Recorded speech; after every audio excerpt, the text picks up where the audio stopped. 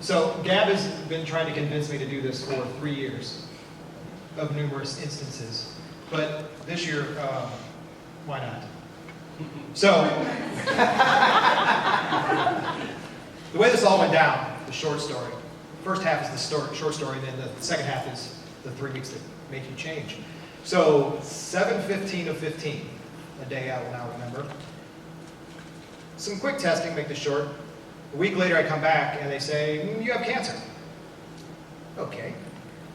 Did it alone in a room, and he said, I'm going to give you the worst news first. I'm going to cut off part of your hand. I said, okay. I said, and he kept talking, and I stopped him, and I said, I think I need a glass of water. I was alone. He said, sure, I'll get you set. I said, I don't think you understand. I need a glass of water. And he said, oh, okay. And he left the room. This guy turns out to be fantastic. He's the surgeon that did all the work. At that moment, I've realized now that I go back is when I decided to do that.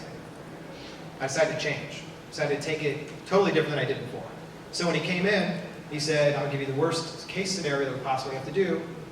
Let's say we're taking all the bone in your finger all the way up to where it meets the middle of your hand. Worst case. I said, okay. Best case, he says, just a little bit. I said, when are you going to do it? He goes, 6 days from now. I said, okay. So from a week of test, a week to coming to see you, a week later, you're going to do this. He said, we sure are. I said, how long? He goes, a few hours. I said, you can't just and I asked him, and I was serious, I said, you can't just put the stick in the mouth and get the cauterized lighter from the car and just, the snips. He goes, we don't do that here, but if you want to talk side projects, we can talk. He was good. He understood. He saw the humor beginning. And I said, okay, so, we'll talk about what else needs to be done. He goes, once you're unconscious, pretty much anything we want to do. I said, I have confidence now more than you can imagine.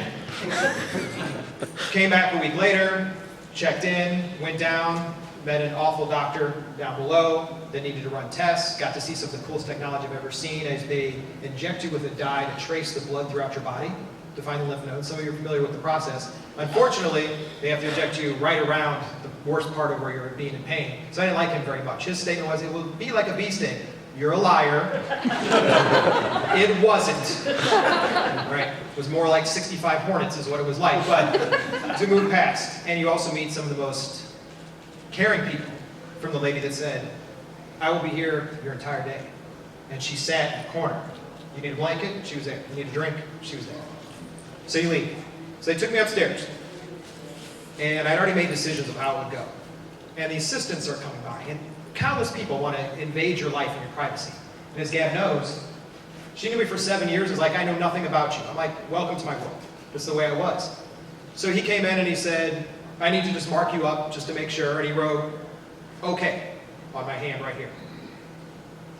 And he started walking by and I said, wait a minute.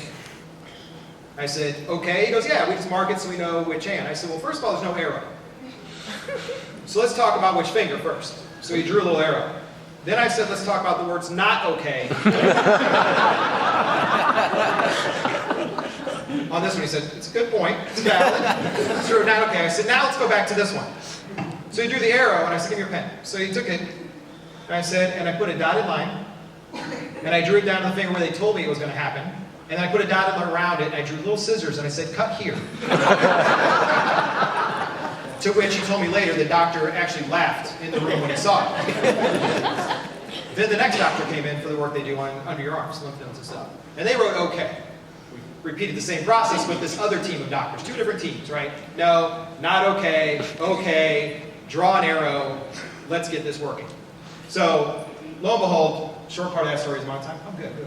Woke up, they took less and they took a risk. I didn't follow Teo's path of meds. They said you could take some meds. Right, it was one of the options I had. I said, no, I'm not going to do that. I'm going to end the problem now, which was a leap, which was a challenge. It's one of the things I changed. I said, cut it off. I used other words. I also forgot to mention, the day he told me when I left, and so you'll know, it's the middle finger over here. When I left the doctor that day, anybody that did anything, just the lady at the little place where you pay for your parking, everybody got the finger that day. I used...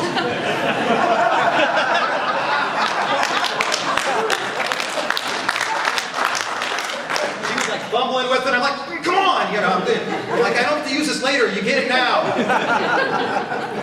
So what has changed since then? And that's probably the big thing. I realized immediately there's a lot of things I always used to say, I'll get to it later, or I'll do it later, or no.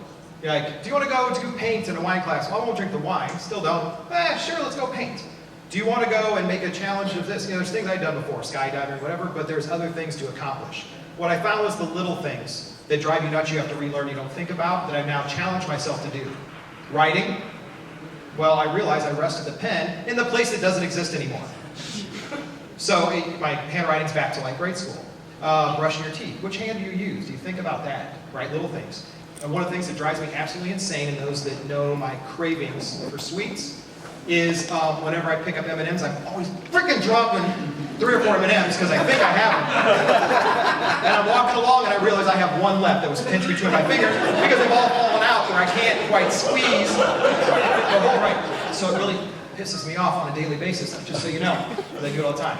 So what else I realized when I was doing the challenges to myself now is not hesitating to say yes to things that I would have been like this, to Gab, is to say yes to things I wouldn't have before, because I realized by tomorrow, most of you will laugh or whatever, but most of you will forget it, right? I'll know I did it.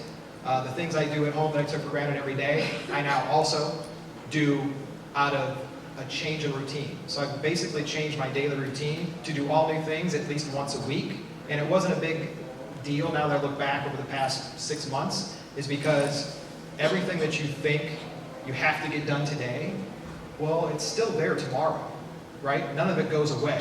She's the worst case scenario of this, of anybody, right? Of having to get it done today, but I realize it's still there tomorrow, so I've actually put aside time in my life now where one day a week I do something totally new, no matter how obscure it is, and to get that accomplished. So that's how 3 weeks changed everything I do today.